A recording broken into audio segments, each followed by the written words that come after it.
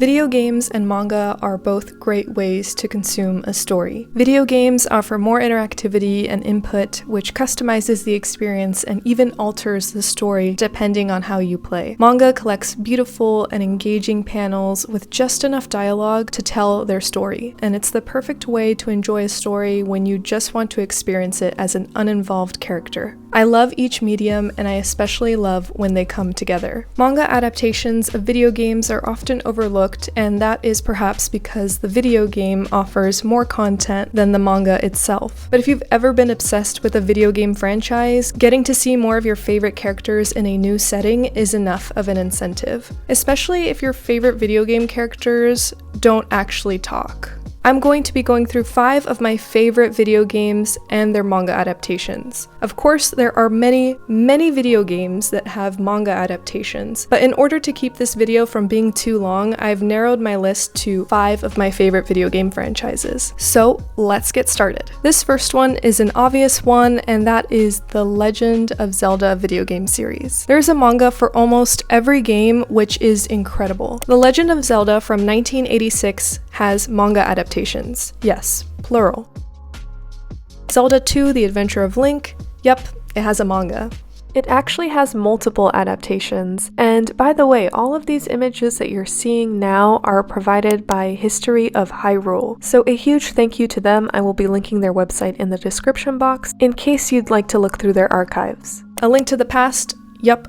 Link's Awakening? Yes, but it never got published in the US, which is a bummer because it's one of my favorite games out of the entire franchise. There's even a 4-koma manga for Link's Awakening, which looks like a lot of fun to read. But anyways, Ocarina of Time, Majora's Mask, Oracle of Ages, Oracle of Seasons, these all have manga adaptations. Even Wind Waker, but it never received an English release. Here's a flip through of the manga. Once again, these scans have been provided by History of Hyrule and made available on Internet Archive. Four Swords Adventures, yes. The Minish Cap, yes. And by the way, this game is amazing. Phantom Hourglass, Twilight Princess, which I have in my manga collection, and Skyward Sword. The Skyward Sword manga is very brief, at only 32 pages, and its story serves as a prequel to the Skyward Sword video game. This manga is actually included at the end of the Legend of Zelda Hyrule Historia book, which I was able to borrow from my local library. I would have loved to see this turn into a full series, but I'm happy that we got something in the Skyward Sword world. So the only mainline Zelda games without a manga adaptation are A Link Between Worlds, Spirit Tracks, Triforce Heroes, Breath of the Wild, and Tears of the Kingdom. I would love to see a Tears of the Kingdom manga adaptation. If you've completed the main story of that game, just imagine how amazing it would be told in manga format. Moving from one Nintendo franchise to another, Fire Emblem. Tons of Fire Emblem games have received manga adaptations, but they have only been published in Japan.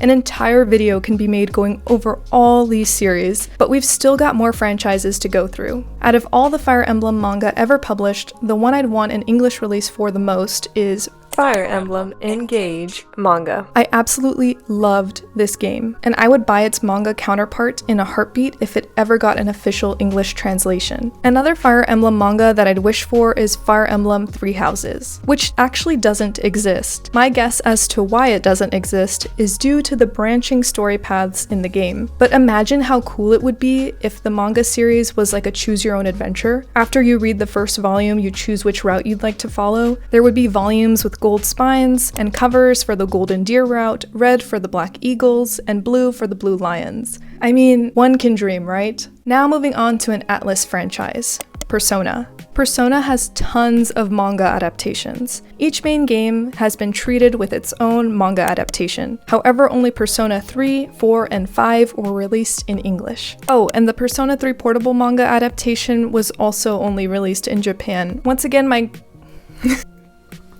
I don't want Makoto on my load screen, I want Kotone, so I'm waiting for his load screen to move on. Exactly, we don't need that one for this segment. Once again, my girl Kotone gets the short end of the stick. Honestly, I'm just heartbroken that she's not a playable character in the new Persona 3 Reload game, so therefore, it would be nice if there was an English release of the Persona 3 portable manga, but maybe that desire only comes from the deep yearning to see my femme MC walk around in the 3D world of Persona 3 Reload and live her best life. I'm rambling. Anyways, I also hope we can get the Persona 1 and 2 manga adaptations in English. I never got a chance to play either of those games. Instead, I've watched playthroughs for each one, and I'd love to have the manga as another way to enjoy the series. Not only did the mainline Persona games receive manga adaptations, so did many spin-offs. Persona Q and Persona Q2 both got manga adaptations. However, the Persona Q2 manga was only released in Dengeki Twitter magazine and Comic Walker in Japanese. There's also Persona 5 Mementos Mission, which is a new story featuring the Persona 5 characters. There's Persona 5 a la carte, which is a collection of short stories and comic strips. There's Tartarus Theater, a 4-koma manga that gathers together the cast of Persona 3 and 4. There's even Tartarus Theater Wild, which gathers the cast of 3, 4, and 5. Honestly, that one looks like a blast to read. There's also manga adaptations for the games Persona 4 Arena and Persona 4 Arena Ultimax. There's even a Persona 3 portable manga where you get to date all the guys as the femme MC. I could always use more Persona, so I'm crossing my fingers for Persona 5 Tactica manga. This game honestly went above and beyond my expectations. It's my favorite Persona 5 spin-off, hands down. Now on to a Capcom title, Ace Attorney. The series you recommend to your friend who argues that visual novels are not good video games, only then to play all the games in the franchise, watch the anime, and say, "Objection!" at every opportunity. When it comes to Ace Attorney, all the manga adaptations released in English are out of print, and sometimes sell for really high prices. There's the Phoenix Wright Ace Attorney manga adaptation that was published by Kodansha, and probably the most pricey one, the Miles Edgeworth Ace Attorney Investigations, also published by Kodansha. I really hope that both of these series receive a reprint or a digital release in the near future. And while I'm making wishes, I'd love to see a manga series based on the Apollo Justice trilogy. He deserves it. There's one more Ace Attorney manga series I haven't mentioned, and it's one that I have in my personal collection, the Phoenix Wright and Miles Edgeworth casebooks. These volumes are collections of fan-produced manga, so you're not gonna get a full story with a cohesive narrative, but rather a mixture of stories that are pretty wacky and weird.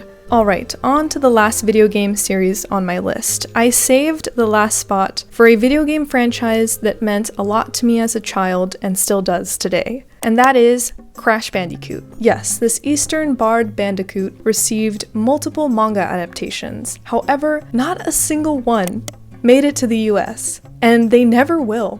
And I'm fine with that because I looked at some of these panels and yeah, a lot of the humor is really weird, and also I hate that they gave Aku Aku a body only to sexualize it.